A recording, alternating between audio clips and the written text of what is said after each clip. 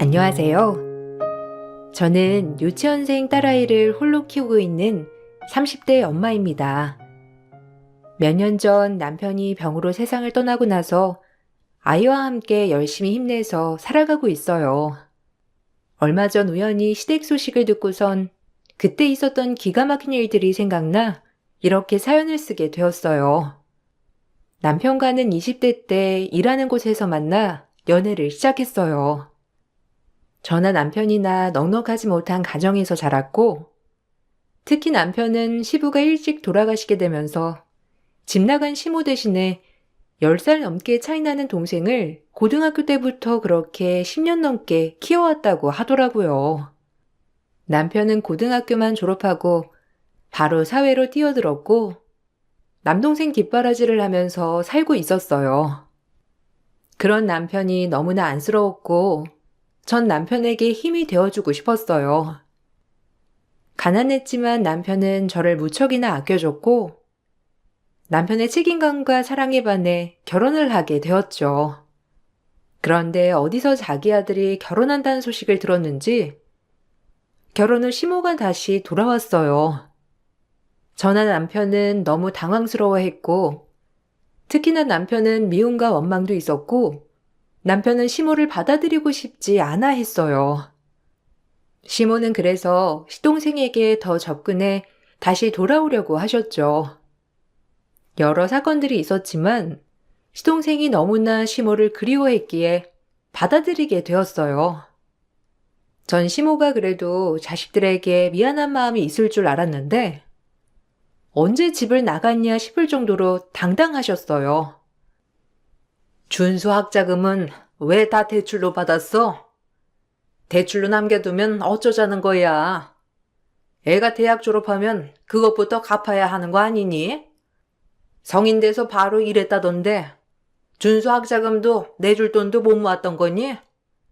준아 아빠 돌아가실 때 보험금이라도 남았을 거 아니야?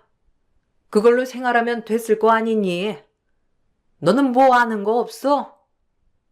준아한테 물어봐도 제대로 말도 안 하고 제가 그거 다 쓴 거 아니겠지?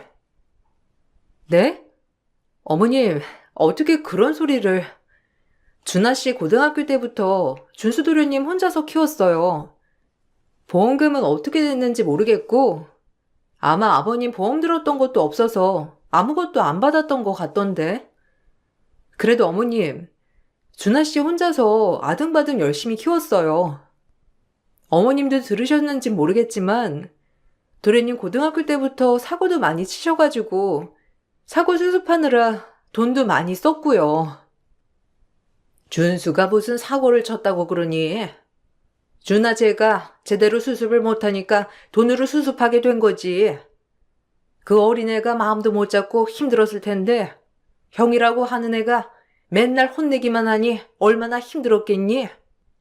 이제라도 내가 온 게 다행인 것 같네. 여기 집은 준아 명의로 되어 있니? 이것도 나한테로 옮겨야 하니까 준아한테 다음에 올 때 서류랑 이런 거 싹 챙겨서 오라고 좀 전해주렴. 시모가 다시 돌아오고 나서는 남편과 시동생 사이는 굉장히 어색해졌어요. 남편은 시모를 받아주고 싶어 하지 않았지만 시동생은 당연히 시모를 받아줘야 한다는 입장이었고 갈등이 점점 더 깊어갔죠. 특히나 시모는 남편이 10년 넘게 시동생을 돌봐왔던 것이 잘못됐다고 하셨어요. 그럴 때마다 남편과 크게 다투시기도 했지만 시모는 남편에게 미안한 마음은커녕 오히려 엄마를 무시한다면서 기분 나빠하셨죠. 원래 시동생과 남편이 같이 살고 있었는데 저희가 결혼하면서 셋이서 한 집에서 살다가 시모가 오고 나서는 저희가 어쩔 수 없이 나가 살게 되었어요. 명의는 남편 명의로 되어 있었지만 그것까지 넘겨주라는 시모 말을 듣고선 너무 어이가 없더라고요. 더 어처구니가 없는 건 시동생의 태도였어요. 어느 날인가 저희 집에 시동생이 찾아와 같이 밥을 먹었던 적이 있었어요. 형, 엄마한테 왜 집 명의 안 넘겨줘? 그래도 아빠 이름으로 돼 있었던 거 돌아가시고 형이 성인이고 첫째니까 형한테 넘겼던 거잖아. 솔직히 말하면 내가 그때 어려서 잘 모르는 것도 있고, 따지고 보면 아빠가 남긴 재산 그게 유일한데 거기에 내 몫도 있는 거 아니야? 형이 우리 집에 신혼집 차리겠다고 했을 때도 나 기분 좋지 않았지만 그래도 좋은 게 좋은 거다 생각했어. 근데 이제 엄마가 왔으면 말은 달라지지. 뭐가 달라진다는 거야? 달라질 거 하나 없어. 그지? 아빠가 남긴 유일한 재산이야. 엄마 집 나간 거 아빠 돌아가시기 훨씬 전에 나가신 거고, 찾으려고 백방 노력해도 한 번을 찾아오지도 소식 들려주지도 않았던 사람이 갑자기 이렇게 찾아와서 집을 달라는 건 말이 되고? 나중에 네 몫이랑 같이 반 나눌 거야. 그니까 네 몫이니 달라고 하지 마라. 형, 어차피 이렇게 나와서 살고 있잖아. 이제 엄마랑 나랑 우리 집에서 사니까 명의는 넘겨줘도 되는 거 아니야? 나는 형이 이러는 게 너무 이해가 안 돼. 엄마가 이제라도 와서 엄마 노릇 하려고 하는데 형이 자꾸만 방해하고 있는 거잖아. 형도 힘들었지만 나도 힘들었어. 엄마가 빨리 돌아오기를 기다렸는데 이렇게 엄마가 용기 내서 돌아왔으면 형도 맞춰줘야 하는 거 아니야? 너 진짜 내가 왜 이렇게 반대하는지 몰라서 물어? 형이라고 엄마가 안 보고 싶었겠냐? 그런데 아빠 계셨을 때야 그랬다 치더라도 돌아가신 거 뻔히 알면서도 아는 건 그냥 우리끼리 알아서 살란 말 아니겠어? 지금껏 연락 한 통도 없고 외가에서도 우리 다 외면하기만 했는데 그걸 뻔히 알면서도 네가 어떻게 그런 식으로 말할 수가 있어? 너랑 이런 얘기하면서 다투는 것도 싫어. 나도 형이랑 이렇게 다투는 거 싫어. 그렇지만 앞으로 엄마랑도 잘 지내고 싶어. 그러니까 형이 좀 이해해줘. 형도 엄마 보고 싶었다며. 나는 앞으로 엄마랑 평생 살 생각이니까 형이 명의 엄마한테로 돌려주던지 해. 시동생은 당연히 시댁집 명의를 시모에게 주어야 한다고 했지만 남편은 끝까지 반대를 했어요. 무슨 꿍꿍이로 다시 돌아온 건지 모른다는 게 남편의 속마음이었습니다. 그도 그럴 것이 시모는 시부가 돌아가신 걸 애초에 알고 계시더라고요. 아마 소식은 계속 듣고 있었던 것 같은데 그 어린 자식들이 고생하며 살고 있는 걸 알면서 한 번을 들여다보지도 찾아오지도 않았었는데 갑자기 이렇게 찾아온 게 수상하다고 남편은 생각을 했어요. 결혼하고 얼마 안 있고 시모는 저를 호출했어요. 급하게 할 말이 있다면서 말을 꺼내셨죠. 아무리 그래도 시댁에는 주말마다 와서 들여다보고 해야 하는 거 아니니? 내가 그래도 준아 엄마고 시어머니인데 이렇게 한번 얼굴 보는 게 힘들었어요, 원. 이번에 준수 졸업하는 거 알지? 요즘은 졸업 선물도 크게 해준다던데 혹시 생각해 둔 거 있어? 네가 졸업 선물 고민하고 있을까봐 내가 좀 도와주려고 불렀어. 이런 건 네가 센스 있게 날 불러가지고 물어봐야지. 졸업 선물이요? 아, 어머님은 뭐 생각해 두신 거 있으세요?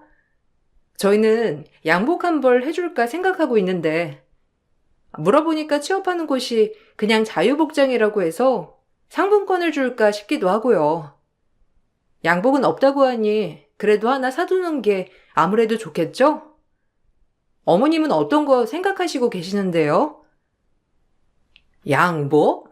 아휴, 예. 너희 무슨 고등학교 졸업하는 애한테 선물하는 거니? 그래도 첫 사회에 나가는 선물인데 고작 그 정도만 선물을 한다고? 예. 너 그렇게 선물했다가 센스 없단 소리 들어. 내가 너희 그럴까 봐서 부른 거야. 준수 저번에 차 사고 싶다고 했던 거 알지? 출퇴근하는 것도 버스 타고 여기서 40분은 더 가야 된다고 그러더라고. 자동차는 어떠니? 졸업 선물이랑 취업 선물 같이 주는 걸로 하면 너희도 부담 없잖아. 자동차요? 어머님, 저희 보고 시동생 자동차를 사달라는 거예요? 아, 저희 그 정도는 못해요. 지금 당장 여유로운 것도 아니고, 그리고 준하 씨도 지금 타고 다니는 자동차가 10년도 훨씬 넘은 차인데, 무리해서 그렇게 해주는 건 아닌 것 같아요. 도련님도 사회 초년생이고, 나중에 스스로 모으고 벌어서 사는 게 더 낫지 않을까요? 남편도 그 정도까지는 생각 안 하는 것 같은데. 어느 집에서 졸업 선물이랑 취업 선물로 양보를 해줘. 너희가 뭘 몰라서 그래. 그래도 너희는 사회생활 오래 했으니까 그 정도는 해줄 수 있는 거 아니니? 준수는 사회 초년생이잖아. 이제 막 취업해서 돈 벌 텐데 언제 벌어서 언제 차를 사니? 여기서 출퇴근하는 것도 힘든데 동생 아까운 거 생각해서 그 정도는 좀 생각을 해봐. 준하한테 말하려고 해도 걔는 내 말을 듣지도 않잖니.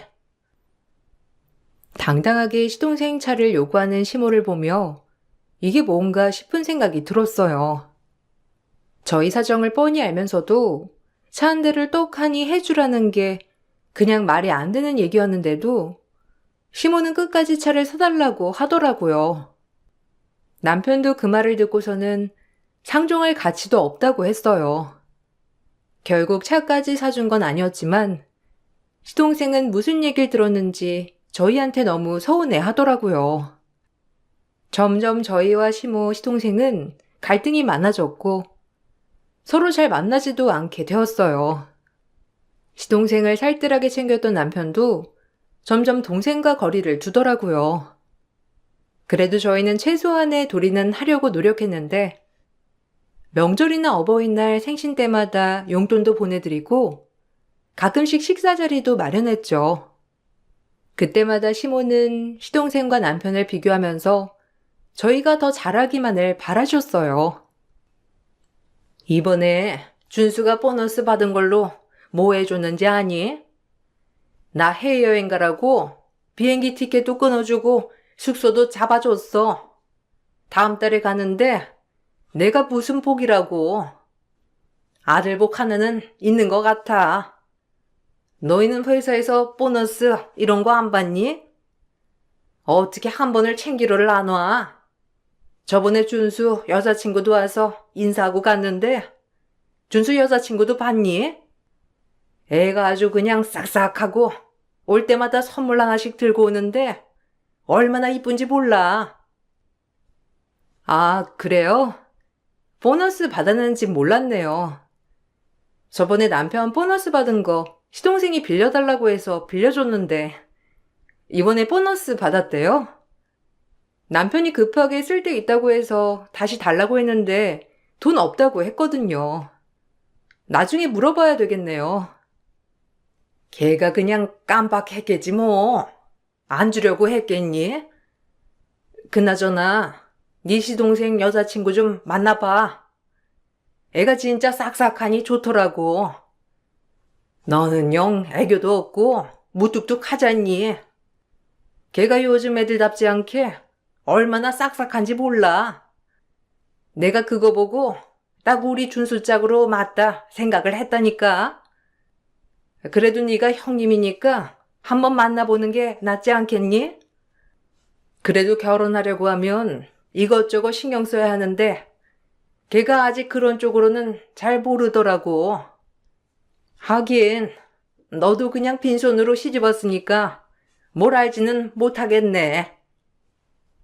시동생은 자꾸만 남편에게 돈을 빌리면서도 잘 갚지 않았고 나중에 들어보면 이미 그걸 다 사치하거나 데이트 비용으로 썼더라고요. 본인이 아쉬울 때만 남편에게 전화와서 온갖 애교를 부리면서 돈을 빌려갔는데 남편도 답이 없다는 걸 알면서도 하나밖에 없는 동생이니 어쩔 수 없이 들어주곤 했죠. 그래도 여자친구는 한 번 만나고 나서 오래 만나더라고요. 잘 만나다가 결혼을 하겠다고 하길래 남편은 결혼 비용을 지원해 주겠다고 했어요. 나중에 동서를 처음 만나게 됐을 때 동서는 당연하다는 듯이 저희가 집을 해줄 것처럼 생각을 하고 있었어요. 준수 씨가 형이랑 형수님 얘기를 얼마나 많이 했는지 몰라요.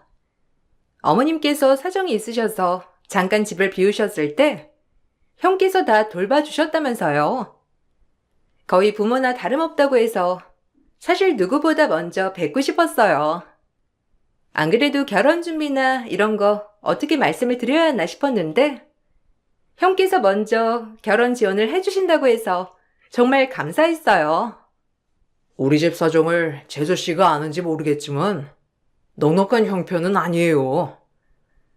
집은 어떻게 할 건지 지금 살고 있는 곳은 엄마가 같이 살고 계셔가지고 따로 집을 구하거나 아니면 엄마가 나오셔야 할 수도 있는데 그런 건 엄마랑 얘기를 해봐야 할 것 같네요. 결혼식장이나 아니면 신혼여행 비용을 저희가 부담을 할게요. 그래도 하나밖에 없는 동생 결혼하는데. 결혼식장 비용이요? 아, 저는 준수 씨가 집은 이미 마련이 되어 있다고 해서 형께서 그걸 준비해 주시는 줄 알았는데 그게 아니에요? 근데 하나밖에 없는 동생이라고 해서 전 되게 애틋할 줄 알았거든요. 어머님한테도 여쭤보니까 형께서 알아서 집이며 이런 거 다 해줄 거라고 걱정하지 말라고 하시던데 다 하는 말들이 다르네요. 뭔가 오해가 있었던 것 같은데 저희도 아직 전세 살고 있는데 동생 집까지 챙겨줄 여력은 안 됩니다. 대신 결혼식 비용이나 조금 더 하면 신혼여행 비용까지 보태줄 수 있어요. 신혼집은 지금 살고 있는 집에서 시작을 해도 상관은 없지만 아마 엄마 거처를 좀 고민을 해봐야 할 것 같네요. 아마 준수가 알아서 엄마랑 얘기를 하지 않을까 싶은데요. 동서는 남편이 집을 못 해준다는 말을 하자 바로 얼굴이 굳어졌어요. 알고 봤더니 그 누구도 우리가 집을 해오겠다고 말한 적이 없다더라고요. 처음에는 그냥 중간에 말 전달이 잘못되었구나 싶었는데 결혼을 하고 나서 동서의 실체가 점점 드러나니 원래 저런 사람이었다는 걸 알게 되었죠. 동서가 들어오면서 시모는 근처에 작은 방으로 이사를 했고 그렇게 신혼살림을 차리게 되었죠. 그런데 언제부턴가 동서가 집 명의에 대해서 말을 꺼냈어요. 형님, 저희 지금 살고 있는 집 아주버님 명의로 되어 있잖아요. 이거 이제는 명의 좀 옮겨도 되지 않아요? 안 그래도 남편한테 물어봤는데 아주버님이 절대 안 된다고 명의 안 옮겨줄 거라고 해서요. 솔직히 저는 좀 기분 나빠요. 아주버님이랑 형님은 여기 안 사신 지 오래됐는데 굳이 명의를 두셔야 하나 싶고 어머님 같이 사실 때도 절대로 명의 안 드린다고 하셨다면서요. 그건 나한테 물어봐도 내가 해줄 말은 없어, 동서. 남편이 아버님 돌아가시고 난 후에 받은 거고 나도 그 뒤로 10년은 더 있다가 결혼한 거니까 그동안 남편이 아버님 돌아가시고 10년 넘게 뒷바라지 한 건 알고 있지? 솔직히 나야말로 너무하다고 생각이 드네. 그 고생하면서 자기도 어리면서 더 어린 동생 뒷바라지 했는데 누구 하나 고맙다고 생각하질 않잖아. 그건 그거고 이건 이거죠. 누가 아주버님 등 떠밀어서 남편 키우라고 한 것도 아니고 솔직히 진명이 가졌으면 그 정도는 해줄 수 있는 거 아니에요? 그리고 남편 말 들어보니까 아주버님이 엄청 희생한 건 아니던데? 원래 공부도 못해서 대학 못 갈 성적이었는데 괜히 자기 핑계 대면서 대학 안 가고 희생한 것 마냥 말했다고 하는데? 뭐? 동서, 그거 잘못 알고 있는 거야. 남편 고등학교 때부터 공부 잘했고 선생님들도 그냥 하향 지원해가지고 장학금 받으면서라도 대학 다니라고 하셨어. 근데 그게 되겠어? 대학만 합격하면 다가 아니라 생활을 해야 하는데 대학 다녀버리면 생활비는 누가 벌어? 고등학교 때 선생님들이 어느 정도 봐줬다고 하지만 대학 가서도 되겠냐고. 동서 그런 말 함부로 하지 마. 형님이야말로 제대로 알고 계신 거 맞아요? 남편은 절대 그런 거 아니라고 하던데. 원래 이 집 차지하려고 했었는데 어머님 나타나니까 그때부터 어머님 경계하느라고 지금도 사이 안 좋은 거라고 했어요. 형님부터 제대로 알아보고 말하세요. 동서의 말에 저는 깜짝 놀랄 수밖에 없었어요. 그동안 시모고 시동생이고 저희를 경계하고 싫어한다고는 생각했지만 그 이유일 거라고는 생각하지 못했거든요. 바로 유일한 재산인 집 때문에 그 두 사람은 저희를 미워했던 거였어요. 동서는 우리를 재산만 보고 챙기지 않는 사람들처럼 취급했지만 동서의 생각과는 다르게 남편은 혼자 나가 생활하고 있는 시모에게 월세를 드리며 자기가 할 수 있는 몫은 다 하고 있었죠. 그걸 아는지 모르는지 시댁 식구들은 저희가 가족을 등지는 나쁜 사람들이라고 생각을 했어요. 본인이 하는 걸 전혀 인정해주지 않았고 사랑하던 동생마저 등져버리니 남편의 스트레스를 극에 달하게 되었어요. 평소에도 묵묵히 참아내는 스타일이었는데 결국 남편이 아프고 나서야 스트레스가 심했다는 걸 알게 되었어요. 남편은 암 말기 판정을 받았고 남편이 암 말기 판정을 받았을 때쯤 저는 임신 5개월 차였어요. 병원에서는 6개월 버티기도 힘들 거라고 하셨지만 남편은 제가 출산을 할 때까지 꿋꿋이 버텼죠. 다만 제가 출산을 했을 때 남편 간병이 필요했는데 시댁에 찾아가 부탁을 해도 아무도 들어주는 사람이 없었어요. 어머님, 도련님, 다름이 아니고 이번에 출산하게 되면 적어도 2주는 몸조리를 해야 할 것 같아서요. 남편이 혼자 있어도 괜찮다곤 했는데 병원에서 아이가 여가라고 제왕 수술을 권하셔서 만약에 수술을 하게 되면 도련님이나 어머님 중에서 한 분이라도 남편 좀 챙겨주시면 안 될까요? 요즘 컨디션이 별로 좋지 않아 걱정이에요. 우리가 거기 가서 뭘 어떻게 도와주니? 하던 애가 그런 것도 아는 거지. 난 간병 같은 거 해본 적도 없어서 못 도와줘. 그리고 준수가 그런 걸 어떻게 해? 자기 일하기도 바쁜 애를. 네 친정에 부탁하면 되지 않겠니? 해봐야 뭐 별거 하는 것도 없겠더구만. 그리고 준하게가 혼자 있어도 괜찮다고 했다며. 집에 있는 거 보니 아직 생활하기 괜찮은 것 같은데 2주 정도는 뭐 문제 없는 거 아니니? 어머님, 준하 씨 말기 암이에요. 언제 컨디션이 나빠질지도 모르고 쓰러질 수도 있고요. 아니면 병원에서는 일주일 정도 입원하면 된다고 했으니까 일주일만이라도 봐주세요. 저희 집에서는 제가 입원하면 보호자로 오셔야 해서 준하 씨는 신경을 못 쓸 것 같아서 그래요. 그리고 저희 부모님보다야 어머님이나 도련님이 더 낫지 않겠어요? 형수님, 저도 도와드리고 싶지만 저도 일이 좀 바빠서요. 끝나면 저녁인데 그때마다 들리기도 힘들고. 그리고 아직 제왕 수술할지 안 할지도 결정 안 된 거 아니에요? 그러다가 그냥 자연분만으로도 날 수 있는 거 아닌가? 그러면 3, 4일이면 퇴원할 텐데 굳이 여기까지 와서 간병해달라고 부탁하는 이유를 전 모르겠네요. 형 스스로도 괜찮다고 했잖아요. 그러게, 형 아픈 거 알면 임신을 하지 말았어야지. 에휴. 시댁 식구들은 단 일주일도 남편을 돌보지 않았어요. 제가 피치 못하게 아이를 제왕 수술하면서 병원에 있어야 할 때도 남편을 보러 오지 않았습니다. 그때 정말 시댁 식구들에 대한 정이 뚝 떨어지고 분노만 남게 되었죠. 출산을 하고 전 바로 집으로 향했고 산후조리를 생각할 틈도 없이 남편 간병하고 신생아이를 돌보느라 정신이 없었죠.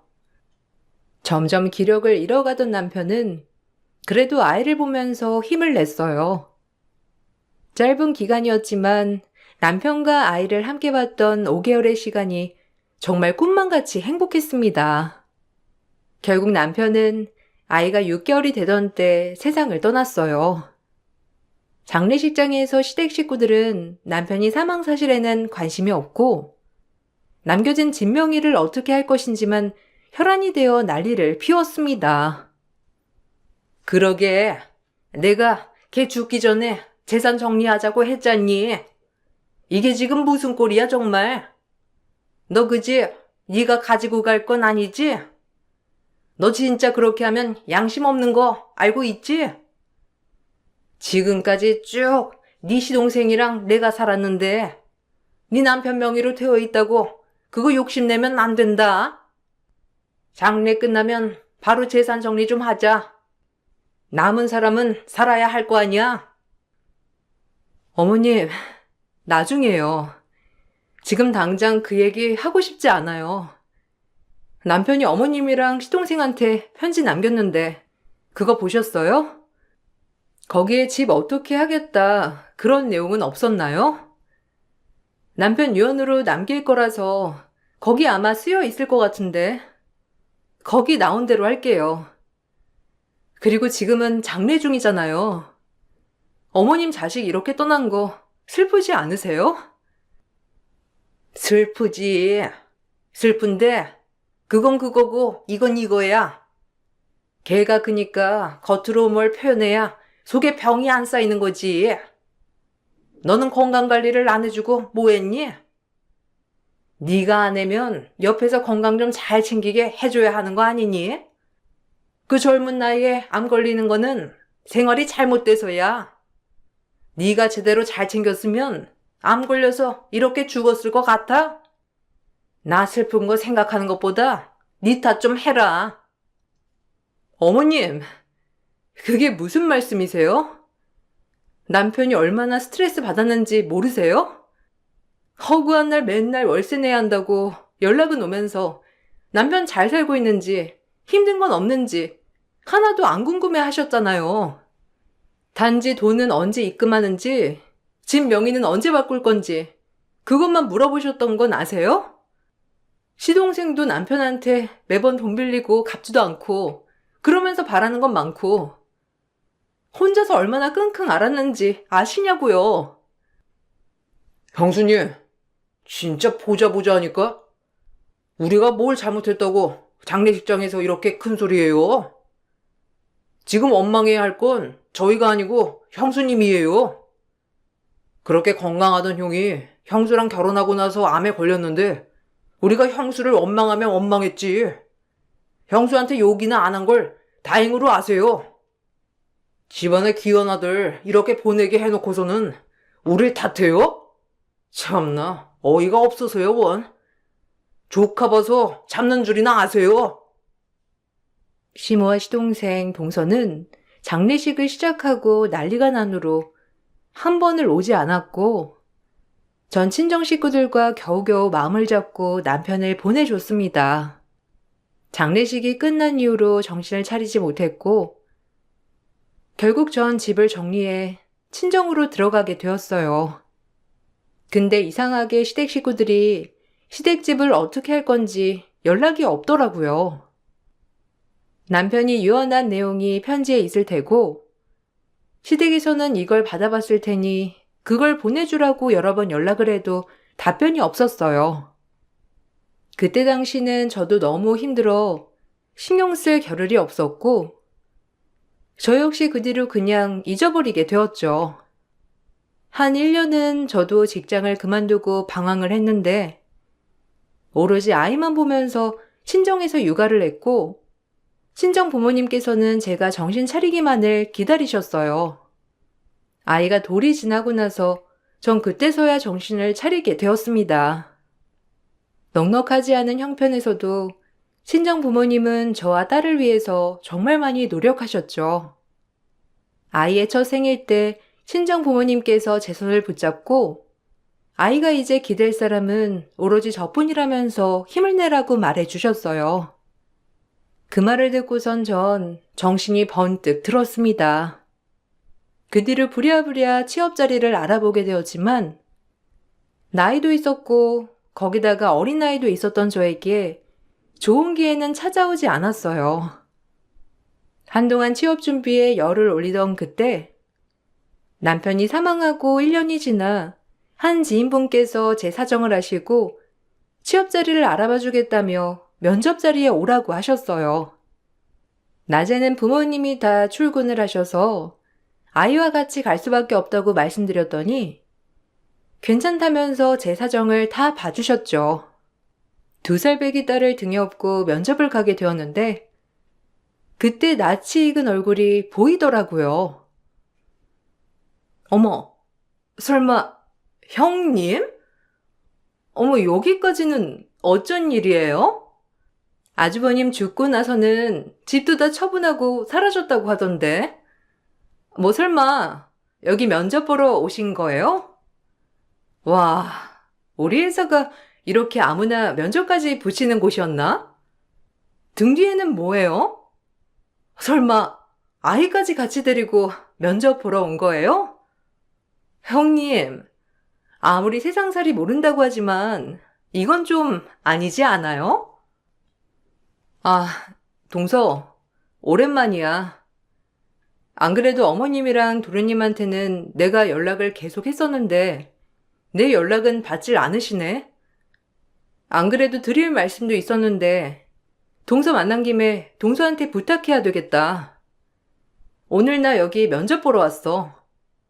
남편 떠나고 나서 직장이랑 다 정리했었거든. 이제 정신 차리고 취업해야지.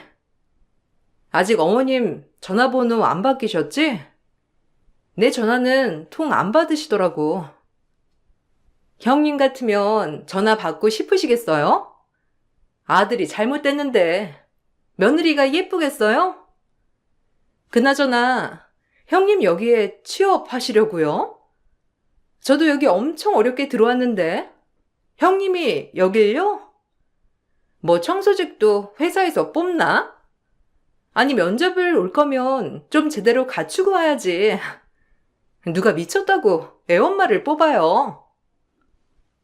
동서는 절 보자마자 비웃으며 말했고 전 어쩔 줄 몰라 했어요.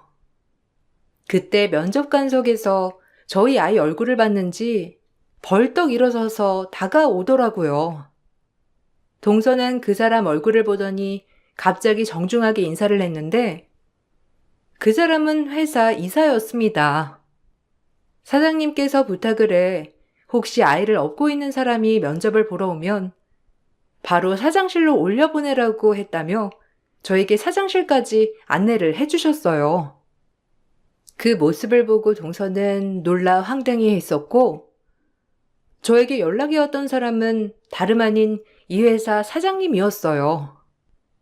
남편이 고등학교 졸업하고 바로 들어갔던 회사는 작은 제조업을 운영하고 있었는데 그때 사장님께서 남편을 정말 아끼셨거든요. 그 제조업이 성장을 해 지역 내에서는 모르는 사람이 없을 정도로 큰 회사가 되었더라고요. 그동안 잘 지냈어요? 그때 결혼식 주례봐주고 나서 거의 10년 만에 보는 거죠? 준하랑은 저도 종종 만났었어요. 서로 바빠서 자주 본 건 아니었지만 저도 해외에 있기도 했고 부고 소식 듣고 장례식장 갔었는데 가족장으로 조용히 치른다고 하셔서 뵙지 못하고 왔네요. 재수 씨도 참 고생 많았어요. 아닙니다. 취업 자리 알아봐 주신다고 하셨던 게 사장님 회사인 줄은 몰랐어요. 준하 씨가 사장님이 해외로 나가셨다고 해서 그때도 해외에 계시겠구나 생각했었는데 제가 그때 정신이 없어서 사장님을 못 뵀나 봐요. 늦었지만 저희 주례도 봐주시고 준하 씨 직장 알아봐 주신 것도 도와주시고 장례식장도 찾아와 주셔서 정말 감사했습니다. 저한테 준하가 얼마나 소중한 사람인지 아시죠? 준하한테는 그보다 더한 것도 해줄 수 있죠. 해외로 사업 옮겼을 때 준하가 참 많이 도와줬거든요. 그 덕에 이 정도 큰 거나 마찬가지입니다. 여기서 제가 없을 때는 영업도 해주고 연결도 많이 해줬거든요. 준하 덕분에 성사된 거래가 많았죠. 바쁘단 핑계로 자주 못 만난 게 한이네요. 아프단 건 알고 있었는데, 그리고 준하가 하나 더 부탁을 한 게 있거든요. 재수 씨한테 바로 연락을 드리려고 했는데 이제야 하게 되었네요. 준하가 유언장을 작성해 뒀어요. 아시나요? 아마 시댁에도 보내고 했을 텐데 집은 다 정리가 되신 거죠? 유언장이요? 아니요. 시댁에 제가 말씀을 드려봤는데 제 연락을 전혀 받지 않으셨어요. 저도 남편 그렇게 가고 나서 정신도 못 차리고 이제야 이렇게 정신 차려서 혹시 남편 유언장 제가 볼 수 있나요? 남편을 친아들처럼 아껴주셨던 사장님은 남편이 부탁했다던 유언장을 저에게 보여주었어요. 그 내용을 보고 전 깜짝 놀랄 수밖에 없었습니다. 남편은 시댁집을 저에게 남긴다고 유언을 했죠. 아마 시댁 식구들은 유언장 내용을 보고서는 혹시라도 집을 뺏길까 싶어서 저의 연락을 피한 거였어요. 저는 바로 시댁으로 찾아갔지만 그 누구도 절 만나주지 않았어요. 결국 전 유언장 내용대로 이행하기 위해 소송을 준비했습니다. 사장님께서는 제가 법적 조치를 취하는데 적극적으로 도움을 주셨고 당연히 시댁에서는 난리가 났죠. 지금까지 본인들이 살았으니 자신들의 집이라며 주장을 했습니다.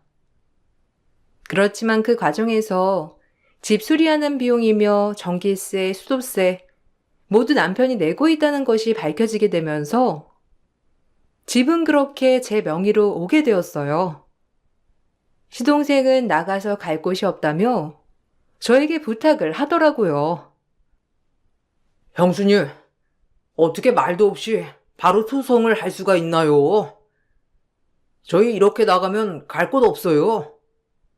어차피 형수님 여기 집 들어오실 것도 아니고 계속 친정에서 사시는 거 아니세요? 저희 명의 안 받을 테니 여기서 그냥 살게만 해주세요. 다른 거 부탁드리진 않겠습니다. 솔직히 형 죽고 나서 보험금이며 뭐 달라고 한 것도 아니잖아요. 도련님, 전 정말 도련님이 어떻게 그렇게 하실 수 있으신지 이해를 할 수가 없어요. 저희 남편이 도련님 초등학교 때부터 혼자 돌본 건 알고 있죠? 자기 대학도 포기해가면서 고등학교 때부터 생활비 벌려고 노력했잖아요. 그걸 옆에서 뻔히 봤는데 어떻게 남편한테 그러실 수 있으세요? 남편이 얼마나 힘들어하면서 눈 감았는지 아세요? 그건 미안하게 생각해요. 제가 다 잘못했어요.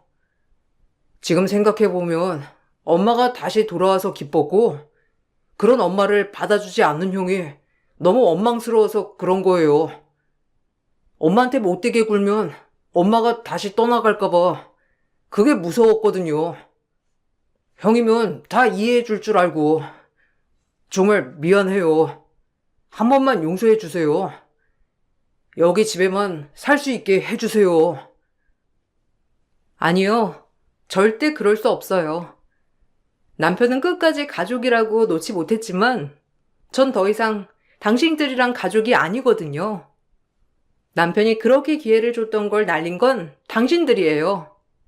전 절대 그렇게 못하니까 당장 그 집에서 짐 빼요. 전 그렇게 그 집을 처분했고 그동안 월세를 내줬던 남편이 죽고 나니 월세를 못 내서 시모는 시댁집에 다시 들어갔나 보더라고요. 그래서 3명이 쫓겨나게 되었는데 그 누구 하나 돈을 가지고 있지 않았던 것 같아요. 그도 그럴 것이 시모는 사지 멀쩡하면서도 일 한 번을 안 했고 시동생이며 동서도 사치에 돈을 펑펑 썼으니 이사를 갈 수가 없었나 보더라고요. 나중에서야 그동안 형이 얼마나 힘들었는지 본인이 그 위치가 되어보니 알겠다면서 펑펑 울며 전화가 왔는데 돈이 없으니 결국 세 사람은 반지 하방으로 이사 갔다고 했어요. 근데 동서는 그 와중에 제가 자기 회사에 취업했다는 사실을 알고 사직서를 냈고 그러면서 시동생이 혼자 시모와 동서까지 책임지게 되었다면서 너무 힘들다고 말을 했어요. 형한테 너무 미안하다며 말을 하는 걸 듣고선 참 씁쓸하고 마음이 아팠어요. 그래도 이렇게라도 형이 얼마나 노력했는지 알았으니 다행이다 싶기도 하네요. 저는 열심히 일을 하면서 딸을 키우고 있어요. 딸에게는 아빠와 함께했던 5개월이 얼마나 행복하고 소중했는지 항상 얘기를 해주고 있네요. 나중에 저희 딸을 잘 키우고 나서 남편 곁으로 갈 때 남편에게 정말 잘했다고 칭찬 들었으면 좋겠어요. 딸이 쑥쑥 크는 걸 보니 요즘 딸은 남편이 더 생각나네요. 제 긴 글 읽어주셔서 감사합니다. 여러분들은 소중한 사람들의 소중함을 잊지 않으시길 바랄게요. 안녕하세요. 저는 울산에 살고 있는 40대 초반 여자입니다. 그동안 정말 많이 참아왔지만 이번만큼은 저도 그냥 넘어갈 수는 없을 것 같아 여러분들께 제 사연을 들려드리고자 합니다. 아마 많은 분들께서 제 입장에 대해 공감해 주실 거라 생각합니다. 시댁 식구가 된 지 5년 차 되었고 지금까지 김장을 5번이나 하게 되었습니다. 시댁 집안의 며느리로 살아오면서 여러 가지 불만들이 있지만 그 중에 제일 크게 스트레스 받는 건 다름 아닌 김장입니다. 제가 여기에 글을 작성하게 된 이유기도 하죠. 남편과 결혼했을 당시 제 위로 새 동서가 먼저 시댁 집안의 며느리로 들어와 있었고 저를 대하는 행동들은 텃세를 부리는 건지 사람의 한계를 시험하게 만들 정도였어요. 결혼 1년차 때는 뭘 모르니까 그냥 넘긴 적이 있었습니다. 그런데 4년차로 접어들게 되면서 집안이 어떤 식으로 돌아가는지 어느 정도 적응이 되어가니 막내 며느리도 할 말은 해야 할 것 같았어요. 그래서 다음에 김장날도 새 동서들이 변함없는 모습으로 똑같은 행동을 보인다면 그땐 쉽게 넘어갈 생각이 없었습니다. 그렇게 결혼 5년 차에 접어들었고 김장날이 다가오니 새 동서들은 어김없이 밑밥부터 깔기 시작했어요. 시댁에서 시부모님과 함께 살고 있던 저는 주말에 놀러온 새 동서들의 말에 어이가 없어 결국 참아왔던 분노를 터뜨리면서 집안 분위기를 무겁게 가라앉히게 되었네요. 그동안 아무 말도 하지 않았던 제가 입을 열게 되니 모두들 당황하더라고요. 여보, 정말 웃기지 않아? 아무리 생각해도 나는 이해가 되지 않아서 형님들의 말이 전부 다 사실인지 확인까지 해보고 싶다니까.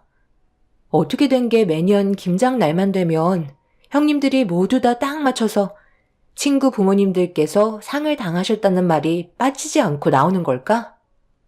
당신도 항상 의문을 가지고 있었잖아. 매년마다 김장 날만 되면 세상을 떠나시는 분들이 동시다발적으로 나온다는 게 아무리 이해하려 해봐도 납득이 되지 않더라고. 그래서 그 사실이 정말인지 확인을 좀 해보고 싶은데 형님들 이번에도 상갓집 다녀오면 증거 사진 좀 부탁드려도 될까요? 동서가 오늘 뭘 잘못 먹었나? 갑자기 왜 안 하던 짓을 하고 그래?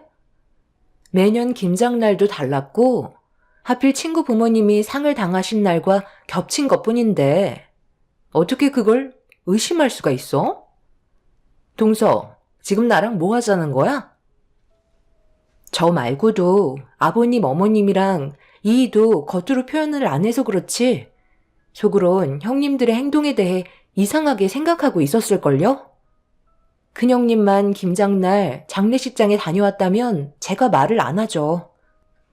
그날 동시에 세 분이서 똑같이 친구 부모님이 상을 당해서 김장날 참석을 안 하시니 누가 봐도 일하기 싫어서 참석하지 않으려고 수를 쓰는 게 보이는데 의심이 안 되겠어요? 그동안 아무 말 하지 않고 참고 있었던 건 어머님이 그래도 저를 아껴주시고 항상 좋게 봐주셔서 그냥 넘어갔던 것 뿐이에요. 명절날에는 상 당하시는 분들이 안 계시나 봐요? 그게 왜인 것 같아요?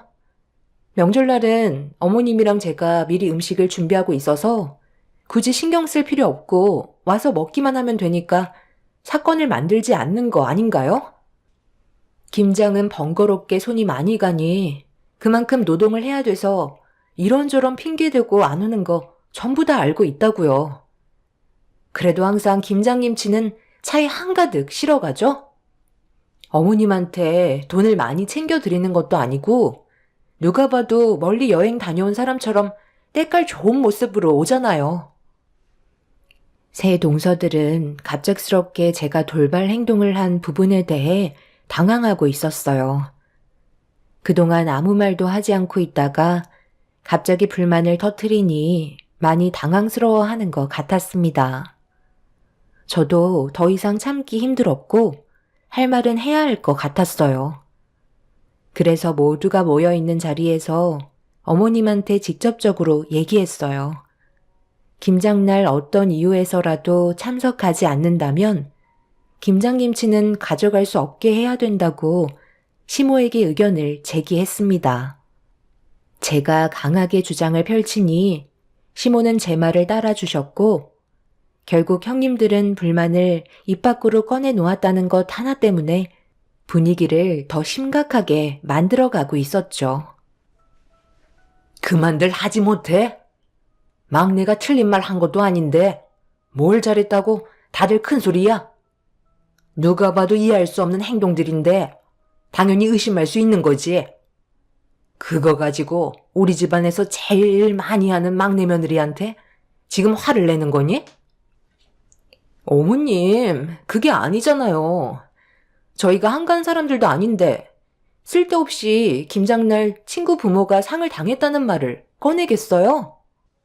그 말이 사실이니까 어쩔 수 없이 김장을 도와드리지 못한 건데 정말 너무하세요. 맨날 막내 동서만 감싸고 도시잖아요. 너희들 하는 행동들을 보거라. 내일 김장한다는 말 한마디 했을 뿐인데 갑자기 아무 말도 하지 않고 있다가 김장 한마디 꺼내자마자 다들 핸드폰 들고 가더니 전화하는 척하면서 친구 부모가 상을 당했다고 다들 다음날 김장 참석을 못한다는데 뻔히 눈에 보이는 행동을 하고 있잖니. 그전에는 그래도 내가 모이라고 하면 군말하지 않았으면서 막내 며느리가 들어온 뒤부터 서로 똘똘 뭉쳐서 막내만 따돌리는 거 내가 모를 줄 알았어? 내일 김장 참석하지 않으면 다시는 내 앞에 나타나지 마라. 그리고 너희들한테 줄 김치도 없으니까 사 먹던지 알아서들 하고 할 말 끝났으면 다들 내 눈앞에서 사라지거라. 제가 남편과 결혼한 이후 새 동서들의 행동들을 유심히 지켜보고 계셨는지 제가 불만을 터뜨리자 기회를 놓치지 않으셨어요. 시모도 상식적으로 이해가 되지 않으셨던 거죠. 결국 며느리들끼리 험한 말들을 주고받게 되면서 집안 싸움이 시작되었습니다.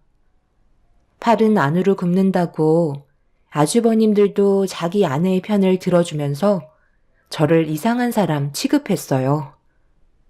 그렇게 되니 동서 내애들과 시부모님과 저희 부부끼리 편이 갈리게 되었습니다. 그냥 죄송하다는 말 한마디 하고 자신들이 했던 행동들에 대해 잘못을 인정하면 되는 건데 끝까지 거짓말로 상황을 악화시켜 가고 있는 모습들이 시부모님을 더욱더 화나게 만들었고 평소에 입이 무거우셨던 시부께서 참다 못하셨는지 결국 입을 여셨어요. 한마디 하시는 순간 아주버님들은 경악을 하고 말았습니다. 아버지, 어쩔 수 없는 상황이 만들어진 것 뿐인데 지금 그걸 가지고 재산을 전부 막내한테 주겠다고요? 이건 너무하잖아요. 사람이 살다 보면 피치 못할 사정이 생겨서 도와드리지 못할 수도 있는 건데 너무 극단적으로 몰아가시는 거 아니에요? 막내들보다 못한 행동을 보여주면서 재산 얘기 나오니까 이건 아니라고 생각하는 너희들이 내가 볼 땐 너무한 것 같은데? 평소에 잘했으면 이런 말이 나왔겠니? 그동안 아무 말도 하지 않고 가만히 지켜만 보고 있으니까 너희 엄마 말이 우습지? 내가 이 집안의 최고 어른으로서 바로 잡으려 하는 거니까 너희들도 재산 받고 싶으면 모두 와서 김장하는데 참석하도록 해라. 내일 새며느리들 전부 상가집 다녀와야 한다고 했으니까 그 다음 돌아오는 주말에 김장하면 되겠네. 다들 내 말에 동의하지? 설마 다음 주에도 생사람 세상 떠나게 만들겠어요? 다음 주 주말에 다시 모이는 걸로 해요. 그게 제일 좋을 것 같네요. 시모가 김장날의 일정을 변경하게 되자 새 동서내외들은 당황했는지 우물쭈물거리더니 더는 어떻게 할 수 없다고 생각했는지 변경된 일정에 참석하겠다며 시모의 제안을 받아들였습니다. 저는 그날 너무 흥분을 했었는지 동서내외들이 집으로 돌아간 이후에도 쉽게 진정이 되지 않아 온몸이 부들부들 떨리고 있었어요. 남편도 그간 불만이 많았는지 쉽게 흥분을 가라앉히지 못하고 있었습니다. 정말 다행이었던 건 시부모님께서 저희 부부의 편을 들어주셨다는 거였어요. 그동안 시댁 생활을 하면서 시부모님과 정을 많이 쌓아서 그런지 저를 항상 아껴주셨고 딸처럼 대해주셨습니다. 남편과 결혼 전에 이 문제에 대해 많은 대화를 주고받았었어요. 시댁에 들어가 산다는 게 쉽지 않기 때문에 시부모님과 제가 어느 정도 잘 맞아야 가능하다고 생각했었죠. 그래서 결혼 전에 몇 번 인사를 드리러 간 적이 있었습니다. 시부모님은 굳이 함께 살 필요가 없다고 얘기하셨지만 두 분 다 건강이 좋은 편이 아니셔서 그간 저희 남편이 뒤에서 꽤 많은 일들을 도와드렸었는데 갑자기 남편의 자리에 공백이 생긴다면 시부모님께서 많이 힘들어 하실 것 같아 결국 시댁에 들어가기로 결정을 하게 되었었죠. 그래서 처음에는 적응하는데 많은 시간이 필요했었지만 그래도 시부모님께서 많은 배려를 해주셔서 제가 한 가족이 되었다는 느낌을 많이 받았었어요. 그리고 남편 대신 시부모님을 보살펴 드렸기 때문에 남편도 심적으로 많이 편해졌는지 일의 능률도 올라가 진급도 했었네요. 여러 가지로 장점이 더 많았기 때문에 저희 부모님께서도 처음에는 반대가 심하셨지만 시간이 지날수록 긍정적으로 받아들여 주셨어요. 살아온 환경이 다르니 분명 부딪힐 수 있는 문제들은 당연히 생길 수 있지만 시부모님께서는 그런 문제들을 최대한 빠르게 바로 잡아가셨고 제 입장에서 많은 것들을 생각해 주셨습니다. 그렇게 서로 의지하면서 잘 지내고 있었지만 문제는 제가 시댁에 들어와 살면서부터 새 동서들이 더 이상 신경 쓰지 않아도 된다는 잘못된 생각을 가지고 있는 게 가족들 간의 갈등으로 이어지게 되었죠. 집안 행사가 있을 때는 저보다 어른이고 먼저 결혼한 동서들이 적극적인 모습을 보여줘야 하는데 반대로 행동하고 있었으니 시부모님께서 안 좋게 보실 수밖에 없으셨죠. 새 동서들은 제가 불만을 제기하면서부터 어떻게 하면 저를 잡아먹을지 그것만 생각하고 있는 듯 보였습니다. 하지만 저는 뒤에 시부모님이 계시기 때문에 크게 두려운 건 없었어요. 그렇게 냉전의 시간이 흐르고 다시 돌아온 주말에 저희 가족은 새벽부터 일어나서 김장할 준비를 하고 있는데 시모가 새 동서들에게 아침에 서둘러서 오라고 미리 말을 해놨었는데 연락도 받지 않고 시댁에 올 생각을 하지 않더라고요. 시부모님께서 화가 많이 나셨는지 큰 아주버님께 전화를 드렸지만 역시나 받지 않았습니다. 시부는 그날 연락이 안 될 시 인연을 끊을 생각을 가지고 계셨어요. 그만큼 화가 머리끝까지 올라오신 상태라 집안의 분위기는 상당히 무거운 상태로 김장을 할 수밖에 없었네요. 그렇게 한두 시간 정도 흘렀을 때 시모의 핸드폰이 울리기 시작했고 급하게 받으신 시모는 큰 소리 치셨어요. 뭐라고? 그네 지금 그 말을 나보고 믿으라는 거니? 너희 셋과 친분이 있는 사람의 부모가 상을 당해서 다들 거길 가겠다는 거니?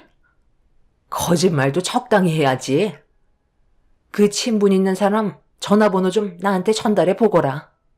내가 직접 통화해 보마. 어머님, 정말이에요. 저도 상황이 이렇게 흘러가서 너무 난감하다고요. 일단 서둘러 가봐야 하니까 나중에 다시 연락 드릴게요. 저번에 그 난리가 났었는데 쓸데없이 거짓말을 왜 하겠어요? 다녀와서 사진 찍은 거 보여드리면 되잖아요. 너희들 마지막으로 경고하는데 1시간 내로 달려오지 않으면 그땐 정말 인연 끊을 줄 알아. 2번 다시 얼굴 볼 생각 하지 마.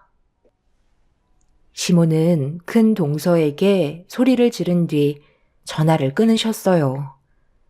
역시나 예상했던 대로 동선의 애들은 또다시 거짓말을 하고 있었고 김장하러 오고 싶지 않다는 걸 확실하게 표현하고 있었죠. 시부는 더 이상 용서해 줄 생각이 없으셨는지 핸드폰에서 연락처를 차단까지 하셨고 시모는 동선 애외들의 무책임한 행동들 때문에 분노를 쉽게 가라앉히지 못하셨습니다. 그런데 잠시 뒤 저에게 전화 한 통이 왔어요. 몇 년 만에 연락 온 회사 동료의 전화였고 받는 순간 충격적인 한마디에 이 사실을 시부모님과 남편에게 알렸습니다. 저희는 김장을 하다 말고 급하게 공항으로 향했어요. 그렇게 공항 안을 두리번거리고 있는데 공항 대합실에서 제 지기가 들리는 소리에 고개를 돌리는 순간 충격적인 광경을 저희 가족 모두가 보고 말았네요. 과장님, 여기에요.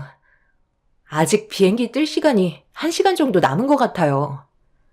과장님 결혼식 때 인사드렸던 분들 맞죠? 가족 전체가 여행을 가시는 것 같아서 과장님도 함께 계신 줄 알고 혹시나 해서 인사를 드렸었는데 뭔가 들킨 것 마냥 당황하시더라고요. 그래서 안부라도 드릴 겸 전화를 했던 건데 오신다는 말에 기다리고 있었죠. 어차피 저는 집에 가서 할 것도 없거든요. 그렇게 회사 동료가 저희를 안내했고 손으로 가리킨 공항 대합실에서 새 동선애회들이 비행기를 타기 위해 앉아서 기다리고 있는 모습을 목격할 수 있었습니다. 옷차림은 누가 봐도 여행을 떠나는 사람들의 복장이었어요. 상갓집을 가는 복장은 전혀 아니었죠. 새 동선의 애들은 뭐가 그리 좋은지 서로 웃고 떠들며 즐거워하고 있는 모습을 멀리에서 지켜보고 있는데 시모가 아침부터 화가 머리끝까지 올라온 상태라 결국 이성을 잃게 되셨어요. 저와 남편이 말릴 틈도 없이 시모는 새 동서에게 달려갔고 멀리에서 달려오는 시모의 얼굴을 발견한 동서들은 경악을 하며 비명을 질렀습니다. 전혀 예상하지 못했는지 그 자리에서 굳어버린 새 동서들은 시모에게 머리채를 잡혔고 뒤이어 시부가 아주버님들에게 달려가 멱살을 잡으셨네요. 그런데 그 와중에 더 충격적이었던 건 큰 동서의 행동이었어요. 머리채 잡고 계신 시모를 패대기 치더니 나중에 다시 얘기하자면서 곧 출발하게 될 비행기에 올라타려고 준비를 하고 있었습니다. 시부모님은 그런 큰 동서의 행동을 보고 더 이상 말릴 필요가 없다 생각하셨는지 결국 인연 끊겠다는 말을 꺼내셨고 모든 재산은 저희 부부에게 주겠다고 선포하셨어요. 아버님, 그건 나중에 다시 얘기하면 안 될까요? 저희 이제 비행기 타야 한다고요. 그리고 김장 얼마 되지도 않는 거 굳이 전부 모여서 할 필요는 없는 거잖아요. 아버님 댁에서 같이 살고 있는 막내 동서랑 같이 하면 되는데 꼭 저희를 시켜야겠어요? 그래서 지금 이 상황에 여행을 가겠다는 거야? 너희들 머리가 없는 것도 아니고 어느 정도 얘기하면 알아먹어야지. 그렇게 부탁을 했는데 이런 식으로 심각한 사태를 만들어? 너희들도 내 아들들과 결혼을 했으면 한 가족인 것을 어떻게 남보다 못한 모습을 보여주는 거냐? 두말할 필요 없다. 내가 가진 재산 전부는 너희들에게 단 한 푼도 넘겨주지 않으마. 그리고 시부모를 여기까지 오게 만들어 놓고 여행을 가겠다고?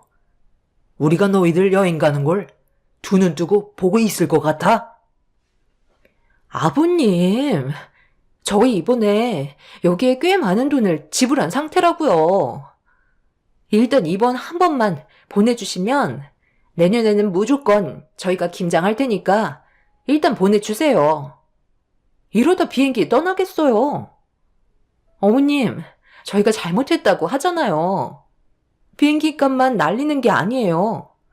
호텔이랑 여러 가지 부수적인 것들 예약하느라 일종의 차질이 생기면 그 돈 다 날리는 거라고요. 내가 왜 그런 것까지 신경을 써야 하는 건데? 나는 너희들의 거짓말 더는 믿지 않으마. 얼마의 돈을 지불했는지 모르겠지만 너희들이 비행기 타고 떠나는 걸 내 두 눈으로 보고 싶지 않다. 여기에서 한 발자국도 못 움직이니까 나를 받고 가던지 알아서 해라. 형님들이 좀 더 현명하게 대처하셨다면 이렇게까지 안 좋은 상황까지 오지 않았겠죠. 저희들한테 부끄럽지도 않으세요? 시부모님은 비행기를 타려는 새 동서내외들을 붙잡고 놔주지 않았어요. 그렇게 서로 몸싸움이 벌어지게 되면서 시간은 계속해서 흘러갔고 결국 동서내외들이 타고 갈 비행기는 공항을 떠나고 말았습니다. 모든 일정이 끝나는 순간이었고 새 동서내외들은 그 자리에서 객거품을 물며 주저앉고 말았죠. 큰 동서가 다음 비행기를 타면 된다고 화를 내며 시부모님께 대들었지만 시부모님께서는 눈 하나 깜빡하지 않으셨어요. 동서네 애들이 전부 집으로 돌아갈 때까지 그 자리를 지키고 있을 거라며 절대 비행기를 타지 못하게 앞을 가로막고 있었습니다. 그렇게 계속되는 안 좋은 감정 싸움으로 인해 결국 공항 관계자들까지 오게 되면서 상황은 어느 정도 정리가 되었지만 서로가 받은 상처는 조금도 회복이 되지 않았네요. 한참 동안 흥분을 가라앉히지 못했던 새 동서내외는 시부모님이 인연을 끊겠다는 말에 동의를 했고 더 이상 얼굴 볼 생각도 없다며 그 자리에서 인연을 정리하려 했어요. 그런데 그건 새 동서들의 생각이지 아주버님들은 또 다른 입장이었습니다. 우리가 잘못한 건 사실인데 당신이 왜 큰 소리를 치는 거야? 아버지 재산이 얼마나 있는지 알지도 못하면서 그런 말을 함부로 꺼내? 이러다 정말 아버지 재산 한 푼도 못 받으면 당신이 책임질 거야? 그때 가서 땅을 치며 후회하지 말고 당신이 잘못한 건 무릎 꿇고 싹싹 빌어. 솔직히 우리는 오늘 김장하러 가자고 몇 번이나 얘기했었는데 당신이 재수 씨는 고생을 좀 해봐야 한다고 무작정 일정을 잡아버렸잖아. 내 입장에서도 얼마나 난처한 줄 알아? 당신은 인연 끊으면 그만이지. 나는 내 부모님이라고. 말처럼 그렇게 쉽게 인연을 끊을 수 있는 사이가 아니란 말이야. 잘못한 건 인정하고 이제 그만해. 내가 왜 잘못을 인정해야 하는데? 동서가 막내니까 더 하라는 건데 그게 뭐 잘못됐어? 어머님, 저도 동서 오기 전에 그동안 많이 했었잖아요. 그럼 이제 그만해도 되는 거 아니에요? 언제까지 제가 이런 일에 신경을 써야 하는 건데요? 네가 조금이라도 우리 집안의 화목을 생각했더라면 이런 식으로 행동하지 않았겠지. 다들 잘 지내고 있었는데 네가 이런 분위기를 조성한 거잖아. 마지막으로 기회를 줄 테니 진심으로 용서를 구해라. 그렇지 않으면 여기서 그만 끝내자. 솔직히 저도 형님이 계속 막내 동서만 부려먹자고 옆에서 부추기니까 어쩔 수 없이 따를 수밖에 없었어요. 제 마음은 그게 아니었다고요. 저는 막내 동서와 가까워지고 싶은 마음이 있었는데 형님이 괜히 텃세 부리면서 분위기 조성한 거 맞아요. 어머님, 제가 잘못했어요. 저는 이 사람과 떨어져 지내고 싶지도 않고 어머님 말씀대로 화목한 가정을 꾸리며 모두가 웃으면서 지내고 싶은 게 제가 바라는 거예요. 셋째 동서도 나랑 같은 생각이었잖아. 맞아요. 둘째 형님이 얘기하신 거 사실이에요. 저희 둘이 대할 때 큰형님의 행동에 불만이 많았었어요. 그런데 너무 기가 세시고 괜히 저희도 막내 동서처럼 피해를 입을까봐 아무 말도 하지 못하고 있었어요. 저도 정말 죄송해요, 어머님. 자기들 지금 뭐 하는 짓들이야? 나만 막내 동서 이용해 먹자고 그랬어? 상황이 이렇게 되니까 이제는 나를 버리겠다는 거야? 당신이 이렇게까지 쓰레기 짓을 꾸며왔다는 거에 정말 너무 큰 충격을 받았다. 어느 정도 하면 그만하면 될걸. 상황을 이렇게까지 만들었으면서도 끝까지 고집을 부려야 되겠어? 우리 부모님이 당신한테 마지막 기회를 주고 계시잖아. 정말 용서를 구하지 않을 거야? 당신 나와도 이혼하고 싶은 거냐고. 한순간에 잘못된 판단이 돌이킬 수 없는 결과를 가져온다는 거 당신도 분명 인지하고 있을 텐데. 이제 그만 고집 부리고 집으로 돌아가자. 가서 김장하고 당신도 이제 맏며느리답게 행동해. 큰 동서만 용서를 구하지 않았고 큰 시숙과 둘째, 셋째 동서 애들은 전부 다 시부모님께 잘못을 인정하며 무릎을 꿇었습니다. 그제서야 시부모님께서 어느 정도 흥분을 가라앉히셨지만 문제는 큰 동서였네요. 저를 증오하듯 바라보면서 자신의 잘못을 인정하지 않으려 했어요. 큰 동서의 사과를 받기 위해 공항에 계속 머무를 수 없는 노릇이라 결국 큰 동서만 빼고 가족 모두는 시부모님 댁으로 향하게 되었죠. 그렇게 시댁에 도착하자마자 동서네 애들은 전부 다 김장하는 데 달려들었고 시부모님 눈치를 보면서 발빠르게 움직이며 분위기를 좋게 만들려고 애쓰고 있었습니다. 그런데 김장이 거의 끝나갈 때쯤 큰 동서가 시댁으로 찾아왔어요. 저희는 어느 정도 잘못을 인정하고 시부모님께 머리를 숙인 채 들어올 줄 알았는데 갑자기 저에게 달려들더니 제 머리채를 잡으면서 난리를 치기 시작하길래 모두가 뜯어 말리려 했지만 제 머리를 잡은 큰 동서의 두 손은 분노로 가득 차 있었습니다. 제가 왜 이런 수모를 겪어야 하는지도 몰랐고 왜 이렇게까지 저를 싫어하는지 이유를 알지 못해 비명을 지르면서 도대체 저한테 왜 그러냐고 물어보니 큰 동서는 제가 처음 왔을 때부터 꼴보기 싫었다며 시부모님의 관심을 한 몸에 받는 게 마음에 들지 않았다고 어이없는 말을 늘어놓고 있었습니다. 제가 며느리로 들어오기 전에는 큰 동서가 시부모님께 많은 관심을 받고 있었지만 시부모님께서 저와 함께 있는 시간들이 많다 보니 당연히 저에게 조금 더 신경을 써주시는 것 뿐인데 그런 모습들이 꼴보기 싫었던 것 같네요. 그렇게 큰 동서가 제 머리채를 잡고 놔주질 않으려 하자 시모가 화가 머리끝까지 올라오셨는지 버무리고 계셨던 김장김치 한 포기를 손에 들고 달려오셨어요. 그리고 큰 동서의 뺨에 포기김치로 내려치셨고 양념들이 눈에 들어갔는지 괴로운 비명을 지르며 제 머리를 잡고 있던 손이 그제서야 풀리게 되었죠. 큰 동서는 괴로운 듯 바닥을 뒹굴며 도와달라고 소리를 질렀지만 그 모습을 전부 다 구경만 하고 아무도 도와주지 않았어요.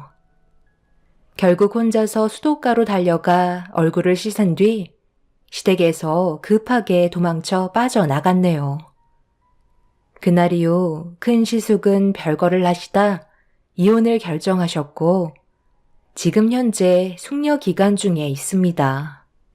두 분의 관계가 알고 보니 오래전부터 삐걱거리는 상태였던 것 같아요. 큰 동서가 결혼 10년 차에도 애가 생기지 않아 검사를 받아보니 불임 판정을 받았었는데 그 사실을 계속 숨기고 있었다가 최근에 큰 시숙에게 들통나면서 두 분이 냉전 상태였다고 하더라고요. 아마 예전처럼 관계 회복은 힘들 것 같아 이혼을 하게 될 것 같네요. 큰 동서의 잘못된 행동 하나 때문에 이런 상황까지 온 게 정말 안타까울 뿐입니다. 서로 웃으면서 좋은 관계로 발전해 나가면 훨씬 더 많은 걸 얻을 수 있을 텐데 왜 이렇게까지 미련한 짓을 저질러서 결국 혼자 모든 걸 잃게 됐는지 참 답답하기만 하네요. 둘째, 셋째 동서들은 지금 현재 저를 잘 대해주고 있지만 과거의 상처가 어느 정도 있던 터라 어느 정도 시간이 필요할 것 같긴 합니다. 큰 동서는 분명 지금의 상황에 대해 후회하고 있을 것 같아요. 하지만 저에게 손을 내미는 게 자존심이 허락하지 않아 버티고 있는 것 같습니다. 본인의 선택이니 어쩌겠어요. 앞으로 평생 후회하면서 살겠죠. 제 사연을 들어주신 분들도 분명 김장 문제로 가족들과의 여러 가지 문제가 생긴 집안도 있을 텐데요. 서로 조금씩 이해하고 양보하며 좋은 관계를 유지하셨으면 좋겠습니다. 오늘 하루도 행복하시고 웃음이 가득한 날이 되시길 바랍니다. 감사합니다. 안녕하세요. 저는 남편과 결혼 3년 만에 이혼을 하고 혼자서 아이를 키우고 있는 30대 중반 여자입니다. 그동안 힘든 결혼 생활을 유지해 왔던 건 제 뱃속에 새 생명이 자라고 있어서 가정을 깨는 것보다 제가 좀 더 참고 살아가는 게 현명한 방법이라고 생각을 했었습니다. 하지만 그건 제 착각이었다는 걸 알게 되었고 결국엔 출산을 한 이후 남편과 이혼을 결정하게 되었어요. 사고를 한두 번 친 것도 아니고 반복되는 문제들로 인해 더 이상 참고 살아갈 수는 없었죠. 그런데 시모는 제가 얼마나 힘든 상황들을 인내하고 있는지 전혀 눈치를 채지 못하고 임신한 저를 함부로 대하셨는데 그 이유는 시모가 손주를 별로 원하지 않으셨어요. 보통 다른 집안 같은 경우 아이를 간절히 원하는데 시모는 오히려 아이를 가지는 것보단 저와 남편이 남은 인생을 즐기기를 바라셨어요. 곧 세상 밖으로 나오게 될 아이를 시모는 상당히 귀찮은 존재로 생각을 하셨습니다. 시모의 성격은 저도 처음 겪었을 만큼 특이했었고 당황스러웠던 일들이 자주 발생이 되었었죠. 임신한 상태에서 시모를 상대하는 건 쉽지가 않았어요. 저는 최대한 심적 안정을 취하기 위해 노력했었지만 시모는 그런 제 마음도 전혀 알아주지 못한 채 뱃속에 있는 아이가 세상 밖으로 나오는 순간 자유는 없는 거라고 남은 인생을 애만 키우다 세상을 떠나게 될 거라면서 저를 한심하게 바라보셨죠. 얼굴만 마주하게 되면 자동적으로 들려오는 시모의 불만들은 저에게 많은 스트레스를 가져다 주었고 남편 하나도 벅찬데 시모까지 한술 더 뜨는 행동들이 결혼 생활을 후회하게 만들었어요. 앞으로의 미래가 어떻게 펼쳐지게 될지 눈앞에 훤하게 보이는 날들이 막막했던 저는 남편에게 앞으로 어떻게 하면 좋을지 제대로 된 계획을 세워주길 부탁했어요. 그냥 흘러가는 대로 살아가는 것 같아 남편한테 저와 아이의 인생을 맡기는 게 너무 불안하기만 했었죠. 남편은 시간이 알아서 해결해 줄 거라며 믿음이 가지 않는 모습을 보여주었어요. 결국 임신한 상태에서 화를 내고 말았습니다. 언제까지 이렇게 살아야 하는 건데? 당신의 그 무책임한 행동들 때문에 내가 얼마나 스트레스를 받고 있는지 알아? 앞으로 어떻게 살아가야 할지 진지하게 계획하고 달라지는 모습을 보여줘야 나도 믿음이 가는데 당신이 하는 행동을 보면 그냥 될 대로 되라는 식이잖아. 내가 언제까지 그런 모습을 지켜봐야 하는 거야? 제대로 된 계획을 만들어주지 않는다면 나도 더 이상은 같이 살아가기 힘들 것 같아. 앞으로 어떻게 할 생각인 거야?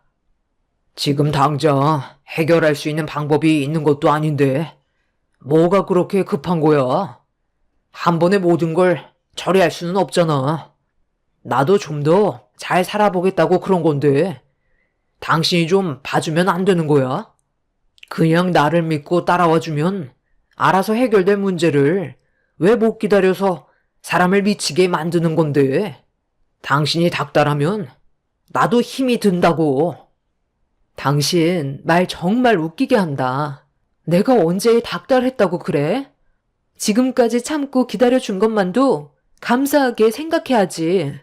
어쩜 당신이나 어머님이나 항상 매사에 계획도 없고 불평불만에 사람을 지치게 만들어? 며칠 전에 어머님 집에 왔다 가셨어. 나보고 뭐라고 하셨는지 알아? 출산하자마자 바로 일자리 알아보라고 하시더라. 우리 집안이 지금 어떤 상황인지 전혀 모르시니까 용돈이 줄어든 부분에 대해서 파악을 못하고 계시지. 그렇다고 당신이 이 집을 홀라당 해먹었다고 말할 수는 없는 거잖아. 언제까지 비밀을 유지할 수 있을 거라 생각하는데? 용돈 좀 올려달라고 내 얼굴만 보면 돈 얘기만 하고 있다고. 내가 조만간 알아서 할 테니까 엄마한테는 절대로 말하지 마. 아빠 귀에 들어가는 순간 내 목숨은 날아가는 거라고.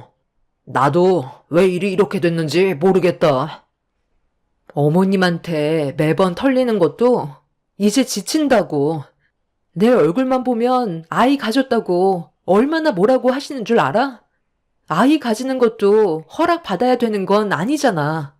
이런 시간이 반복이 될수록 나도 더는 버티기 힘들어. 집안의 가장이니까 더 많은 돈을 벌기 위해 노력한다는 건 나도 잘 알아. 하지만 전 재산을 털어서 투자를 하는 건 잘못된 생각이었고 나와 한마디 상의도 없이 이런 큰일을 당신 혼자 결정했다는 건 내 입장에 대해서는 조금도 생각하지 않았다는 거잖아.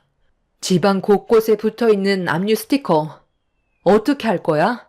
어머님이 저거 보시는 순간 뒷목 잡고 쓰러지시는 건 당연한 거라고. 그럼 또 내 탓으로 돌리시겠지. 나도 정말 일이 이렇게까지 커질지 몰랐는데 많은 돈을 벌 수 있다는 말에 딱 한 번만 크게 투자하고 빠지려고 했지. 인생은 한 방이잖아. 당신이 말하는 그 한 방 때문에 우리 모두 길거리에 나앉게 생겼다고. 앞으로 어떻게 살아가야 할지 너무 막막해. 이대로 가다간 얼마 못 버틴다니까. 그럼 당신이 부업이라도 좀 하면 안 돼? 배가 불렀으니 밖에서 일을 하기에는 무리가 있을 것 같으니까 집에서 손부업 같은 거라도 하면 좋을 텐데. 당신은 나에 대해 전혀 관심이 없구나. 내 손 안 보여? 이게 여자 손이야? 전부 다 갈라지고 터질 정도로 매일 부업을 하고 있잖아. 하루 종일 작은 방에 틀어박혀서 허리 한번 제대로 펴지 못한 채 몇 분 벌어보겠다고 부업하는 게 얼마나 힘든지 알아? 당신이 벌어오는 돈은 전부 빚 갚는데 나가고 내가 부업으로 버는 돈은 전부 생활비로 나가고 있는데 어떻게 부업을 하고 있는 것도 모를 수가 있어? 당신이 이렇게까지 나한테 무관심할 거라곤 상상조차 못했다. 저는 더 이상 남편과 대화조차 섞고 싶지 않아 방으로 들어와 버렸어요. 남편 하나 잘못 만나 힘들어진 인생 전부 제 탓이긴 하지만 모든 상황들을 다시 바로잡기 위해 힘겹게 발버둥 치고 있는데 남편은 노력하고 있는 저에게는 관심조차 없었어요. 퇴근하면 하는 일이 맨날 핸드폰만 바라보고 있으니 제가 부업을 하고 있는지 손이 만신창이가 되어가고 있는데도 전혀 신경 쓰지 않고 있었습니다. 저 몰래 전 재산 털어서 저는 전혀 알지도 못하는 코인이라는 거에 투자를 했다가 전부 탕진을 해버렸고 빚만 잔뜩 있는 상태로 접어들었으면 정신을 차리고 숨은 쉴 수 있게 만들어줘야 하는데 인생은 한 방이라면서 또다시 무언가를 저지르려고 계획하고 있는 모습에 앞으로 남은 인생을 남편만 바라보고 의지할 수 있을지 너무 걱정이 되었었죠. 이런 안 좋은 상황 속에 시모까지 거들고 있어서 제 인내심에도 한계가 느껴지고 있었어요. 언제까지 제가 남편이 집을 홀라당 날려먹었다고 말을 하지 않고 버틸 수 있을지 그것도 알지 못하는 상태에서 매일같이 불안함을 가지고 있는데 곧 태어나게 될 뱃속의 아이가 저 때문에 온갖 스트레스만 받고 세상 밖으로 나오게 될까봐 너무 걱정이 많았습니다. 그렇게 하루하루를 버틴다 생각하며 살아오고 있었는데 어느 날 시모가 경매로 넘어간 저희 집에 오신다는 연락을 주셨어요. 너무 갑작스럽게 일어난 일이라 당황스러웠고 어떻게 해야 할지 몰라 발만 구르고 있었죠. 이 사실을 서둘러 남편한테 알려 도움을 요청하자 남편도 많이 놀랐는지 자기가 알아서 처리하겠다며 시모에게 전화를 했어요. 그런데 시모도 한 번 내린 결정을 번복하는 일은 거의 없어서 남편이 말렸는데도 무조건 저희 집에 오실 생각을 가지고 계셨어요.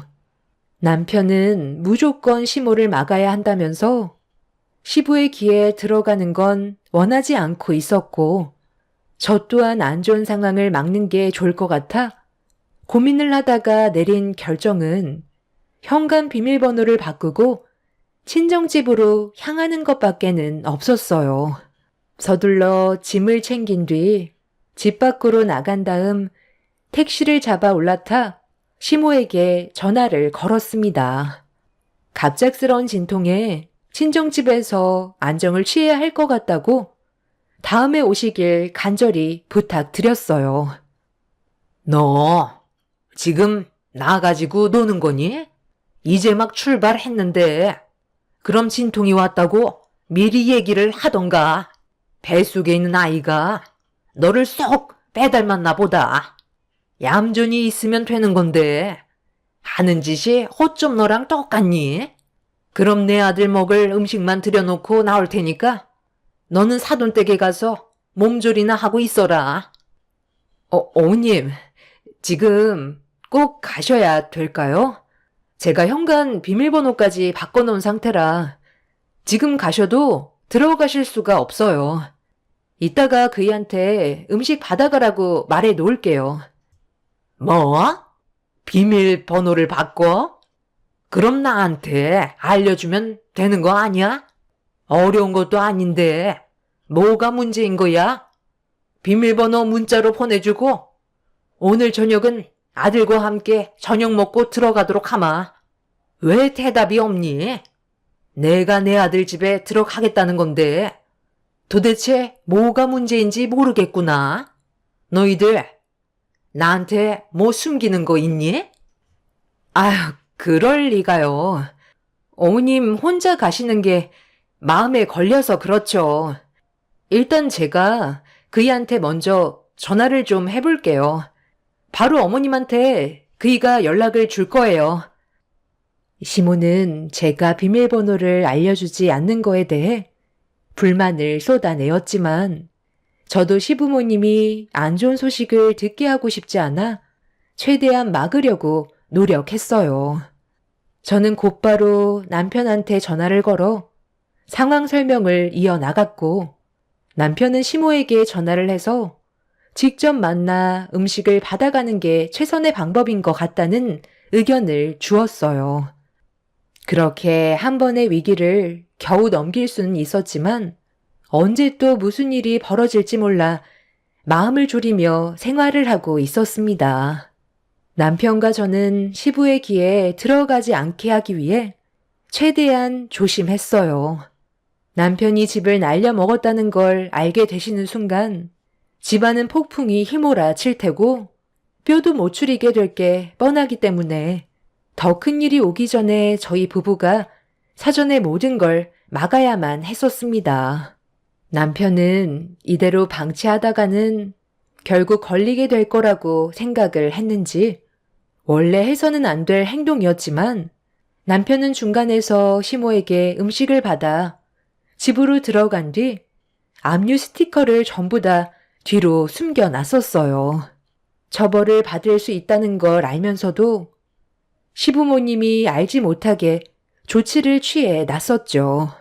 그렇게 매일 불안한 상황 속에서 지내다 보니 제 몸에도 문제가 생겼고 출산 예정일보다 좀 더 일찍 출산을 하고 말았습니다.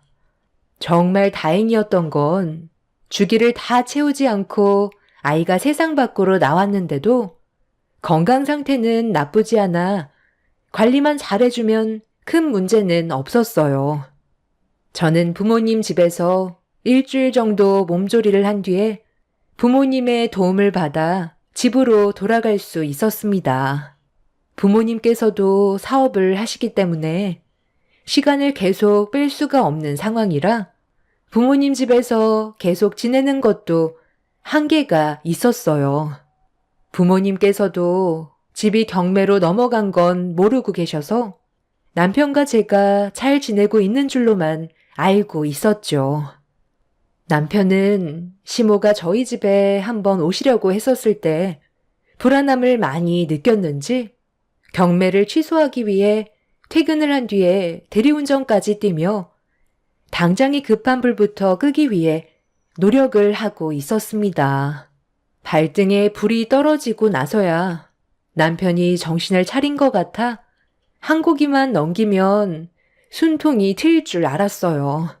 저도 육아에만 집중을 할 수는 없어서 집에서 할 수 있는 또 다른 일들을 찾아보았고 저희 부부는 주어진 환경 속에서 최선을 다해 살아가고 있었어요. 하지만 이제 막 세상 밖으로 나온 아이는 저에게 많은 시간을 허용해 주지 않았습니다. 제대로 된 생활 자체가 불가능했었고 잠 한숨 잘 수 없을 정도로 아이한테서 손을 뗄 수가 없었어요. 체력은 이미 바닥이 난 상태라 이를 알아보기에는 어려움이 많았습니다. 여러 가지로 힘겨운 날들이 계속해서 이어져 가고 있던 어느 날, 평소에는 집에 오시기 전에 항상 연락을 주셨는데, 그날은 저에게 전화 한 통 없이 오셔서 아무런 준비도 없이 문을 열어드려야만 했어요. 몸도 전부 회복이 되지 않은 상태에서 육아에 지쳐 있다 보니 갑자기 찾아오신 시모를 제대로 챙겨드리기는 어려움이 있었어요. 너 아주 반쪽이 됐구나. 내가 뭐라고 그랬어? 아이를 가지는 순간부턴 인생을 말아먹는다고 했었지? 이제야 내 말에 조금은 공감이 가니? 힘들기는 하지만 그래도 웃는 날이 더 많은 것 같아요. 저는 아이를 가진 거에 대해 후회를 해본 적이 없어요. 그런데 무슨 일 때문에 오신 거예요? 무슨 일 때문에 왔겠어? 너도 이제 복직할 준비해야 되지 않겠니? 언제까지 집에만 박혀 있을 수는 없잖아. 요즘에 돌봐주는 도우미 아줌마도 많다더만. 그거 이용하면 되잖니? 사돈댁 분들은 사업을 하시니 시간이 나질 않고, 나도 이 나이 먹고 애 봐줄 생각 전혀 없으니까 서둘러 도우미 좀 알아봐라. 저 출산한 지 이제 일주일 넘어가고 있어요. 몸도 회복이 아직 덜 됐는데 복직이라는 건 무리가 있는 것 같아요. 아이가 우선이지 일이 우선은 아니잖아요. 돈이 부족해서 그래. 내 아들이 요즘 용돈까지 끊어버렸는데 이유는 말도 안 해주고 아이한테 들어갈 돈이 많다는 말만 하는데 그건 핑계인 것 같고, 도대체 왜 내 용돈을 끊어버린 거야? 줄이는 것도 아니고 아이의 돈줄을 끊는 건 너무하다고 생각되지 않니? 내가 용돈을 다시 받으려면 네가 복직하는 수밖에 없지. 당분간 일할 생각은 없어요. 지금 시기에는 아이한테만 집중을 하고 싶어요. 아버님께서 일하시는데 직접 달라고 하시는 건 안 되는 거예요? 아유, 그 꽉 막힌 인간이 나한테 용돈을 주겠니? 세상 떠나기 전까지 절대로 자기 지갑 열지 않을 사람이다. 생활비 빼곤 용돈은 아예 주지도 않는다고. 너희 무슨 일 있는 건 아니지? 갑자기 돈을 주기 힘들다고 하면 내가 얼마나 당황스럽겠니? 사야 할 것도 많은데 언제까지 입만 벌리고 기다릴 수는 없잖아. 요즘 돈 나갈 때도 많고 아이 용품도 사야 해서 그이가 좀 많이 예민해졌나 봐요. 제가 나중에 한번 얘기해 볼게요. 오늘 식사하고 들어가실 거예요? 그럼 당연하지. 여기까지 왔는데 그냥 가라는 건 아니지. 나가서 외식을 하던지 아니면 저녁상 좀 차려봐라. 곧 내 아들 퇴근할 텐데 같이 저녁 먹으면 좋잖니? 시모는 남편이 대리운전을 하고 있다는 걸 전혀 모르고 있었기 때문에 퇴근하면 집으로 곧장 오는 줄 알고 있었어요. 저는 잠깐만 통화 좀 하겠다면서 남편한테 전화를 걸었고 현재의 상황을 알린 뒤 어떻게 하면 좋겠냐고 의견을 물어보자 남편은 시모를 그냥 돌려보내라는 말만 하고 전화를 끊어버렸어요. 그 순간 짜증이 확 올라왔지만 최대한 감정을 억누른 채 다시 거실로 나와 시모에게 최대한 좋게 설명을 드리려고 하는 순간 시모의 손에 압류 스티커가 쥐어져 있었어요.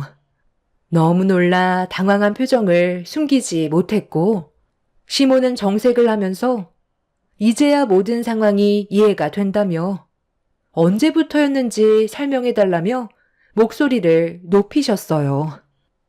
집이 경매로 넘어간 건 좀 됐어요. 그이가 지금 막으려고 애쓰고 있긴 한데 아무래도 저희가 이사를 가야 될 것 같아요. 그이도 잘해보려고 했다가 일이 이렇게 되어버린 거라 그동안 숨길 수밖에 없었어요. 아버님이 이 사실을 알게 되시기라도 한다면 화내실 게 분명한데 어떻게 말씀을 드리겠어요. 이 집 아버님이 직접 마련해 주신 집이잖아요.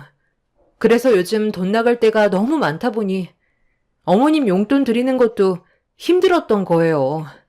제발 조용히 넘어가 주세요. 지금 이 상황이 얼마나 심각한지 모르는 거야? 너희 시아버지가 이 사실을 알면 승재는 뼈도 못 추린다고. 너는 이렇게까지 될 동안 뭘 하고 있었던 거야? 저도 전혀 알지 못하고 있다가 뒤늦게 알았어요. 저도 어느 정도 몸도 회복하고 아이도 어린이집 보낼 수 있을 정도가 되면 그때 일자리 알아볼 거니까 너무 걱정하지 마세요. 일단 경매 취소부터 하려고 그이도 퇴근하자마자 대리운전을 뛰고 있거든요. 저도 조금이라도 도움이 되려고 틈틈이 부업도 하고 있어요.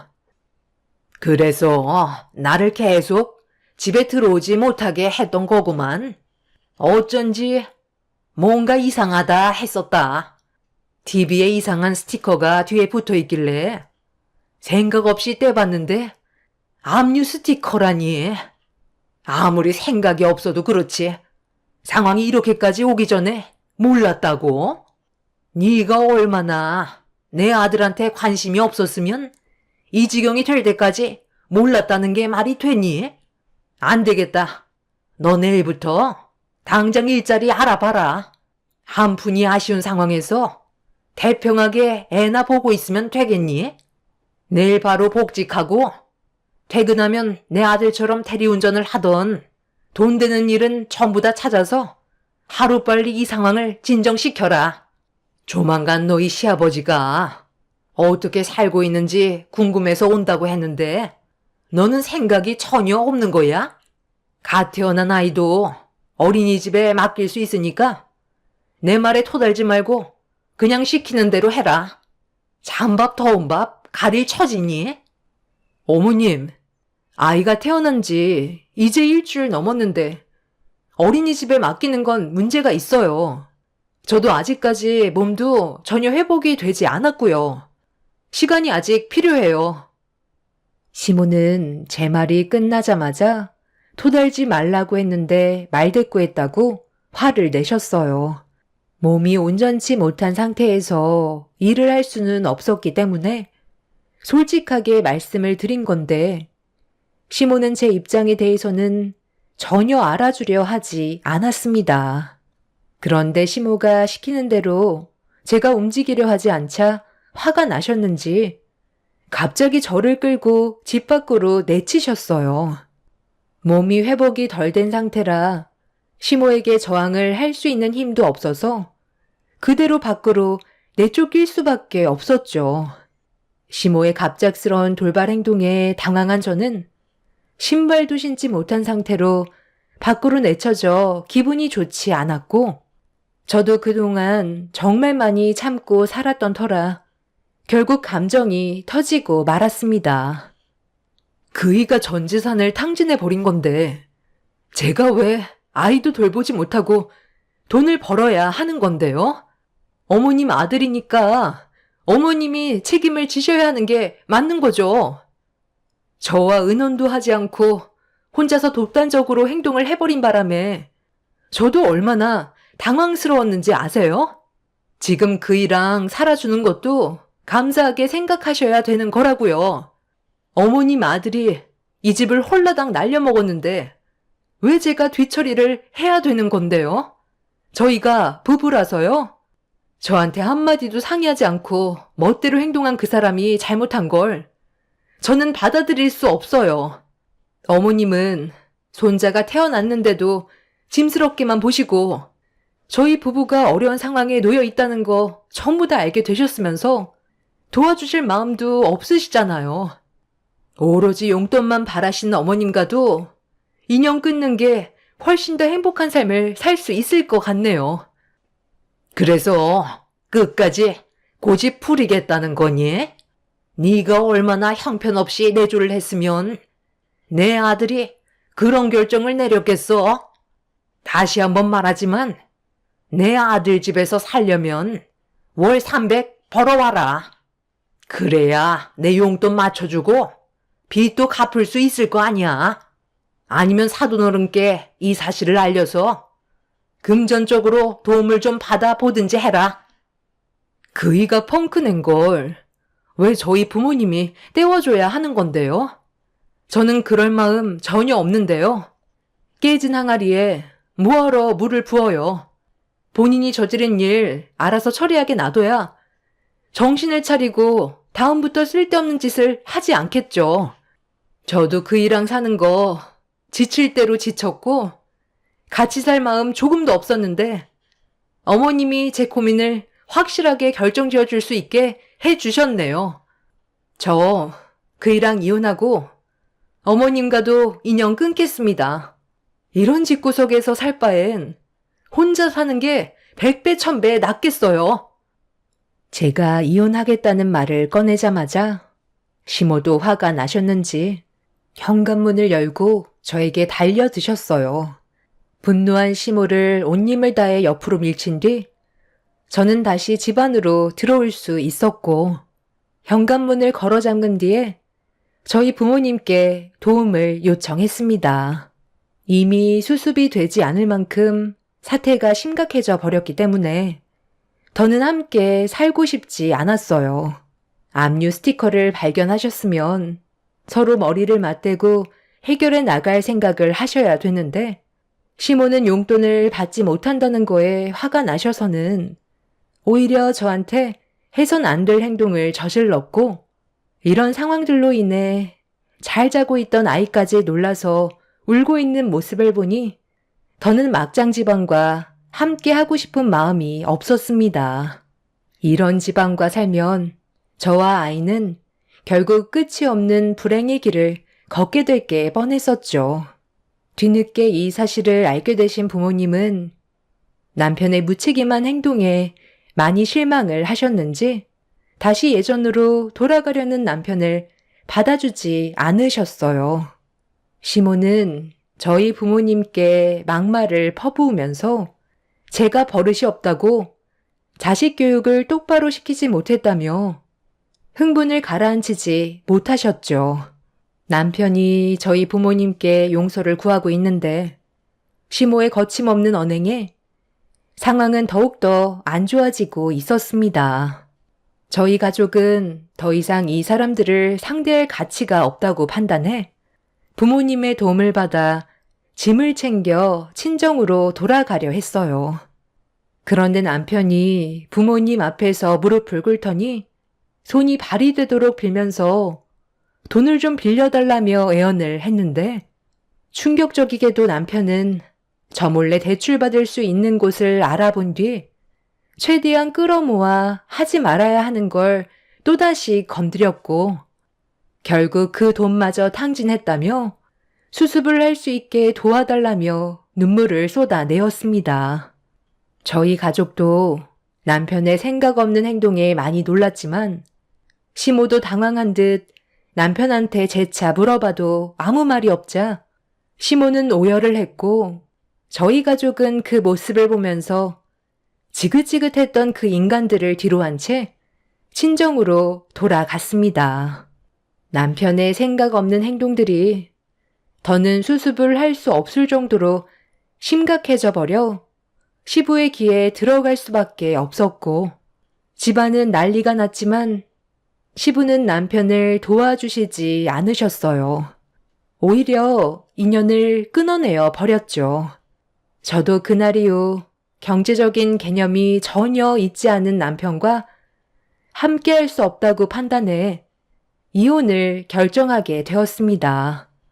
그리고 저는 부모님과 이제 막 태어난 아이와 함께 살기 위해 전에 부모님이 살던 집을 처분하고 좀 더 넓은 집으로 이사를 하게 됐어요. 50평대 새 아파트로 입주를 하게 되면서 저희 엄마는 당분간 사업에서 손을 떼고 저와 아이를 위해 전적으로 도와주시기로 결정을 하셨습니다. 안정적인 삶으로 다시 돌아와서 그런지 심적으로 많이 편해졌었죠. 제가 선택한 사람이라 끝까지 함께하고 싶었고 남편이 모든 걸 해결하길 바랐었어요. 수습도 하지 못할 정도로 생각이 없는 사람은 아닐 줄 알았는데 마지막에 또다시 대출을 받아 상황을 더 악화시켰다는 말을 듣게 되는 순간 더는 함께 살고 싶지 않더라고요. 시모는 제가 부모님과 함께 50평대 새 아파트로 이사를 하게 됐다는 소식을 듣곤 배가 많이 아프셨는지 저희 집에 몇 번 찾아오셔서 한바탕 난리를 친 적이 있었어요. 저희 부모님께 돈 좀 빌려달라고 하셨지만 조금도 도와주지 않았거든요. 시부도 이미 생각 없는 시모와 남편을 내쳐버린 상태라 집안으로 들이지 않고 있어서 원룸에서 지내고 있다는 소식을 접했습니다. 제 사연을 들어주신 여러분들께서도 누구는 한 번의 투자로 큰 돈을 벌었다는 말에 본인도 그렇게 될 수 있을 거라는 착각에 빠지지 않으셨으면 좋겠어요. 제 경험상 절대로 빠져나올 수 없다는 걸 알기 때문에 여러분들께서도 그런 불행을 겪지는 않으셨으면 좋겠습니다. 최근에 전남편과 시모가 아이를 핑계로 저와 계속 연결고리를 만들려고 하는데 조만간 경찰에 신고를 해서 접근 금지 신청을 하려고요. 제 자식을 빌미로 돈을 갈취하려는 모습이 몇 번 보였거든요. 제 사연 들어주신 분들께서도 중요한 결정을 하실 때는 혼자서 결정을 내리시기보다 주변 분들과 충분한 상의 후 행동하시길 바랍니다. 감사합니다.